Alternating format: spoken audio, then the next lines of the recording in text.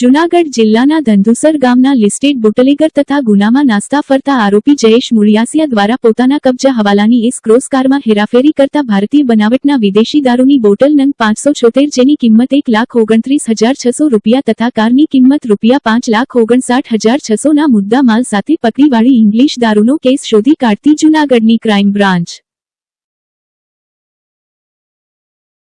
લૂંટના ગુનામાં અગાઉ પકડાયેલા આરોપીને વનસ્પતિજન્ય નશીલા પદાર્થ ગાંજાનો જથ્થો કિલો 2 અને 250 ગ્રામની કિંમત ₹1,12,500 મળી કુલ ₹1,62,500 ના મુદ્દા માલ સાથે ડબ્બોચી લેતી જૂનાગઢની SOG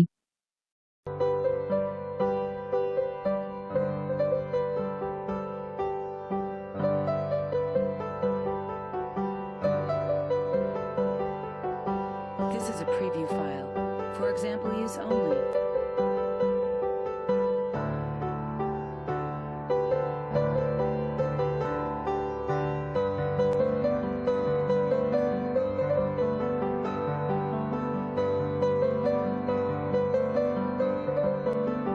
This is a preview file.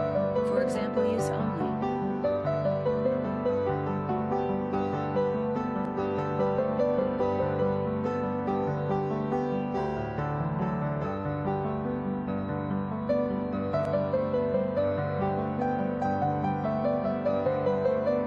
This is a preview file.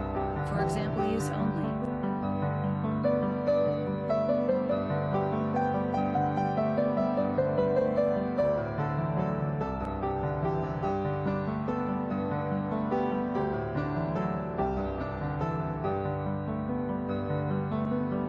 This is a preview file. For example use only. Amreli જિલ્લામાં મેઘરાજાએ ધમાકેદાર બેટિંગ શરૂ કરી છે। રાજુલા, જાફરાબાદ અને ખાંભા પંથકમાં સતત વરસી રહેલા મુશળધાર વરસાદના કારણે અનેક વિસ્તારોમાં જળબંબાકાર જેવી સ્થિતિ સર્જાઈ છે। જાફરાબાદ તાલુકાના ઘારાબંદર ગામમાં અનેક ઘરોમાં વરસાદી પાણી ઘૂસી જતા લોકો મુશ્કેલીમાં મુકાયા છે। સ્થિતિની ગંભીરતાને ધ્યાનમાં રાખી રાજુલા જાફરાબાદના ધારાસભ્ય હીરાભાઈ સોલંકી તાત્કાલિક અસરગ્રસ્ત વિસ્તારમાં પહોંચ્યા હતા। તેમણે જાતે પાણીમાં ઉતરીને પરિસ્થિતિનો તાગ મેળવ્યો અને ગ્રામજનો સાથે વાતચીત કરી હતી। ધારાસભ્યએ સ્થાનિક વહીવટી તંત્રને તાત્કાલિક એલર્ટ કરી ફસાયેલા લોકોને સલામત સ્થળે ખસેડવા, રાહત અને બચાવ કામગીરી ઝડપી બનાવવા તેમજ કોઈ જાનહાનિ ન થાય તેની ખાસ તકેદારી રાખવા સૂચનાઓ આપી છે। બીજી તરફ રાજુલાનો ધાતરવડી ડેમ 2 સંપૂર્ણપણે ઓવરફ્લો થયો છે। પાણીની સતત આવકને પગલે ડેમના તમામ 6 દરવાજા ખોલવામાં આવ્યા છે। તંત્ર દ્વારા નદી કાંઠાના ગામોના લોકોને સાવચેત રહેવા અને અનાવશ્યક બહાર ન નીકળવા અપીલ કરવામાં આવી છે। હાલ સમગ્ર વિસ્તારમાં વરસાદ યથાવત છે અને વહીવટી તંત્ર પરિસ્થિતિ પર સતત નજર રાખી રહ્યું છે। રિપોર્ટર સમીર ખોખર, અમરેલી। મિત્રો જય સિયારામ।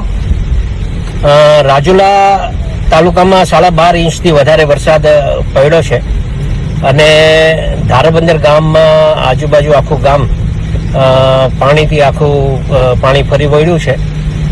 મારી ખાસ આપણા મત વિસ્તારના ઘણા બધા લોકોને બહુ સારું તરતા આવડતું હોય છે, તો આવા છોકરાઓની થોડી યાદી બની જાય અને એનો સંપર્ક અમારા સાથે થાય તો કોઈ ગામમાં આપણે મદદરૂપ થવા માટે આપણે જે ટીમ આવવાની હોય એ પહેલા આપણે કંઈક મદદરૂપ થવા માટે આપ સૌ અમારો સંપર્ક કરો અને જ્યાં જ્યાં જે ગામડાઓમાં મુશ્કેલી હોય એ મુશ્કેલી હેલ્પલાઇન દ્વારા મેં મારા ફેસબુક પર પણ મૂક્યું છે, એટલે એમાં પણ આપ મદદરૂપ થવા માટે આપ અમને જાણ કરો અને જ્યાં જ્યાં મુશ્કેલી હોય ત્યાં અમારા સંપર્ક કરો। એ આપ સૌને ધારાસભ્ય તરીકે, જનપ્રતિનિધિ તરીકે આપ સૌને મારી વિનંતી। જય સિયારામ।